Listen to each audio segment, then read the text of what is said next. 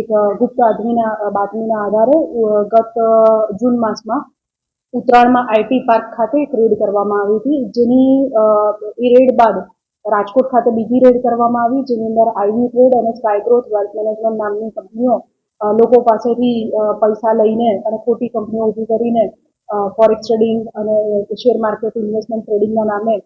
છેતરપિંડી કરતી હતી એમ જણાઈ આવેલ, જે આધારે સાયબર ક્રાઇમ સેલ દ્વારા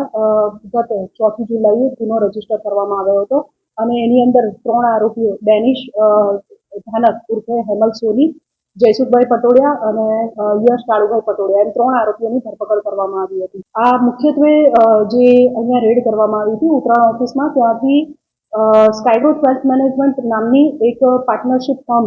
જેની મૂળ ઓફિસ રાજકોટ ખાતે ચાલતી હતી અને અહીંયા અલગ નામથી ઓફિસ ચાલતી હતી. સુરત અને રાજકોટની ઓફિસ વચ્ચે અને ગુજરાતના અલગ અલગ ભાગોમાં બહુ મોટા પ્રમાણમાં છેલ્લા 3 વર્ષમાં રોકડના વ્યવહારો થયેલા હતા આંગળીયા મારફતે. એ જે રોકડના વ્યવહારો છે, જે ખોટા નામથી પૈસા ઉપાડવા, જમા કરાવવા, આંગળીયા મારફતે પૈસા ફેરવવા, દીપેન ધાનકના કહેવા મુજબ એની અંદર ડેનિશ ધાનક અને આજે ડેનિશ ધાનકનો સાળો છે જય ઉર્ફે ગોપાલ, એની ભૂમિકા અને એના પુરાવા હોવાનું મળી આવ્યું.